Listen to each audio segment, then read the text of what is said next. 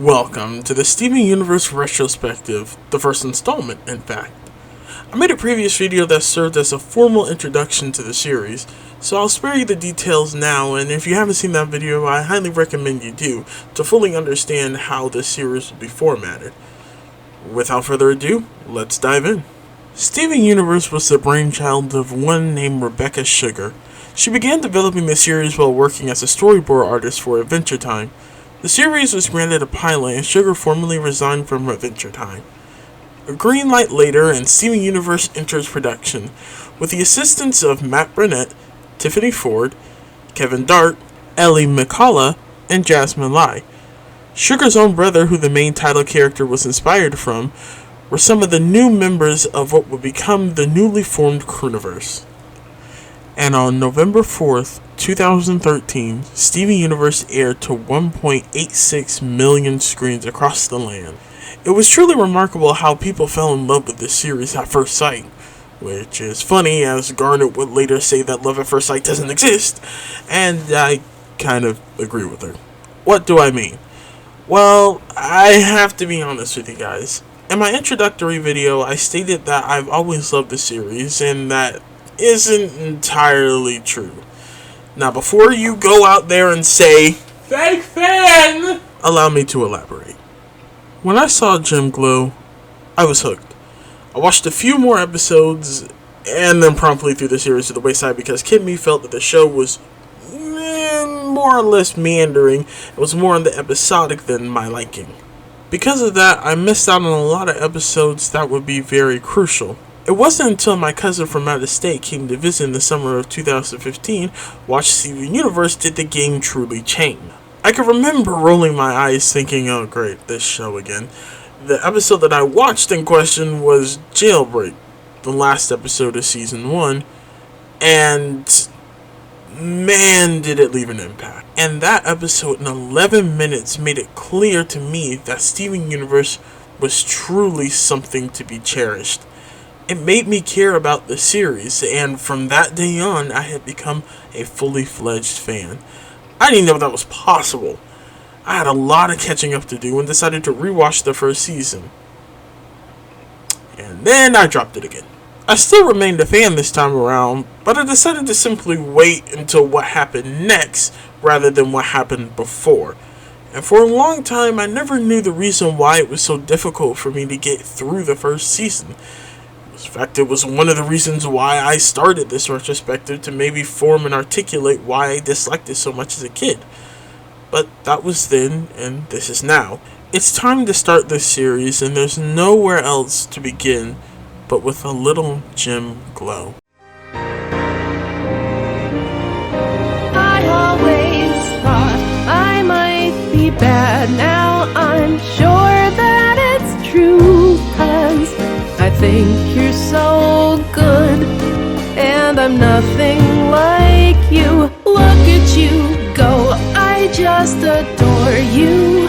I wish that I knew what makes you think I'm so special.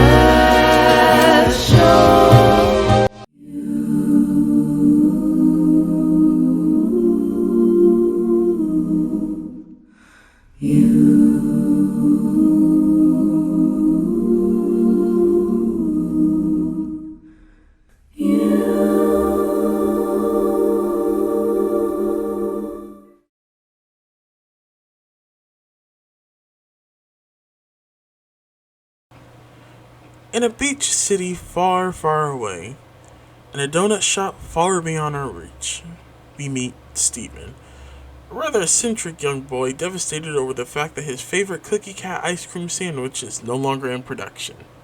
Lars and Sadie, Steven's older friends, are a bit weirded out over Steven's overreaction and tell him if he'd like the mini custom Cookie Cat freezer, he could have it.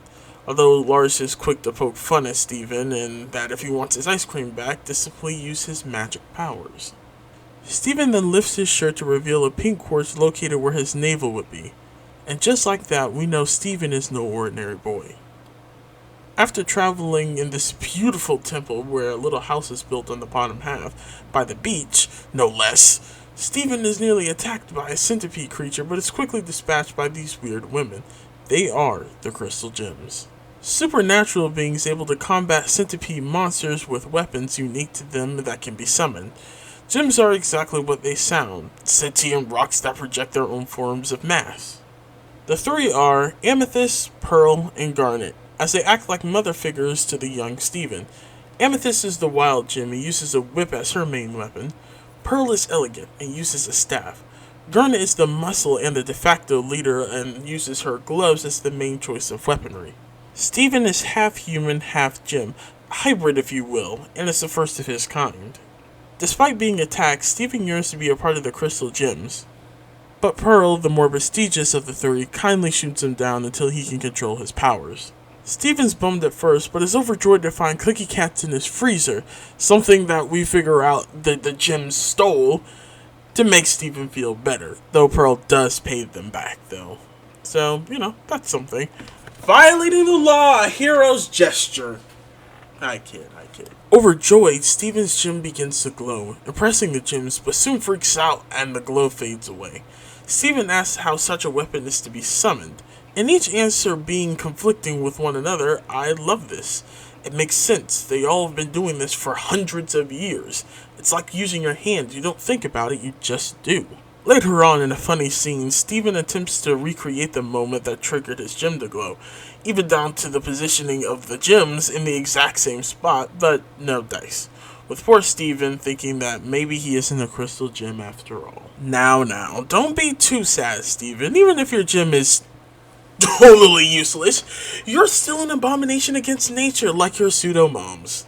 With some encouragement, Stephen's gem does eventually glow and we see his weapon. It's a shield. Go figure. Honestly, I'm not going to even lie to you. This is where I thought the episode ended, but I was only past a little beyond the halfway point, so there's no time to celebrate though, as the centipede from before returns, so this time with its mummy. Stephen believes that his shield will come back by eating the cookie cat, which does absolutely nothing. Well, the freezer is hooked up, and alternating current never fails, so let's go with that, which, when you know it, actually works. But at what cost? As the freezer is busted and as useless as, well, Stephen's shield. But it's okay. As the gems lament that he'll figure it out in his own Stephen-y way. The next episode starts with Stephen and Amethyst selling their souls to high cholesterol by eating fry bits. It looks exactly how it sounds. Things aren't all peachy though, as a big ball thing in the sky seems to be heading our hero's way. Lulls ensue. The gems come to the realization that the only thing to stop the orb is the laser light cannon. Just saying that out loud makes it sound anime as shit. The cannon once belonged to Stephen's deceased mother, Rose Quartz. While this is her first mention, we don't know much about her, and we can definitely see her influence on our characters, particularly Stephen's father, Greg. Stephen believes that his father might have possession of it, and after digging through some storage, they find it, and uses his power to destroy the orb before it goes all Majora's Mask on their asses. The thing about this episode is just what a good mix of humor, sincerity, and just how aesthetically beautiful it all is. The little nice moments where Stephen has with his father in his introductory episode, Greg, in a lot of words, is a laid-back father with a dash of endearment, and from very early on we can tell how much he loves his son and his long-gone partner. It's revealed that Rose's death was contributed to giving up her physical form for Stephen. This episode's humor is amazing. I honestly forgot how funny it was. Like how Garnet continuously throws Amethyst at the orb, only for it to fail every single time. To Stephen in the storage area thinking he found the cannon, only to find a cannon that only fires shirts, and on the shirt itself it simply says, "Buy shirt cannons!" This episode is really beautiful too. Like how you see the beam of light coming out of the cannon and how it takes on the form of rose quartz, and how the reflection of the blast is reflected in Stephen's eyes. It's a watch and wonder. God, this is a great episode. In this episode, in order to prove his worth as a crystal gem in his own right, Stephen goes on a journey with his fellow gems with the assistance of his cheeseburger backpack. And it's mostly to hold the statue, the most important thing of all, that will jeopardize the whole mission if left.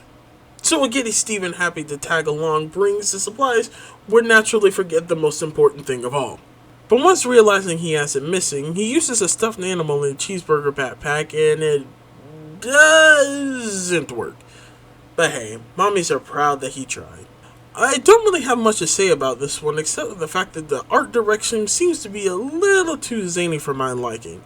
Art is subjective, and so this is 100% my opinion, as if nothing else was. And hey, meme internet world just can't seem to get enough of it. I don't know, it just seems more over the top, but sometimes even the voice acting not matching up to what the characters are emoting. But for those who are gonna get all fuddy over me being picky, there is an episode later down the line that has the more exaggerated art style where the voice acting and the emotions do line up. We'll get to that eventually. In trying to bring the gems closer together, Steven makes breakfast for them but runs into problems trying to chase the gems down from doing their usual shtick. The breakfast in question is Eggo waffles, fudge, whipped cream, and strawberry that for some reason has a weird techno beat whenever Steven lowers it down into the whipped cream. I don't know why it's there, but it's totally a thing and it's very hilarious. I mean, this is your typical hijinks ensue episode. As Steven enters all three of the gems' rooms, I like how each section of the room is themed around each of the gems respectively. Even the way the door opens is customary. I like how when we see Steven slipping down the slopes, he notices that there's a part of the area that's very nice and comforting, but then it goes back to straight nightmares. This will also unfortunately begin the very long and irritating trend of Steven being a dumb kid to advance the plot and or cause the conflict. It started with Cheeseburger Backpack, but it's more glaring here. And I get it.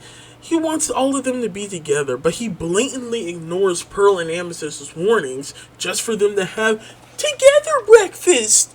And the monster is let out to Garnet's dismay and possesses the breakfast itself. Steven, tapping into his inner strength, neutralizes the monster.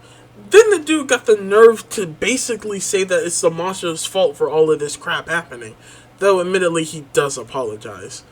I also like at the very end how they recreate the breakfast, but aren't interested in eating something that nearly killed them merely a few minutes ago. Personally, I don't blame them. Fribo is a very interesting episode, to say in the very least.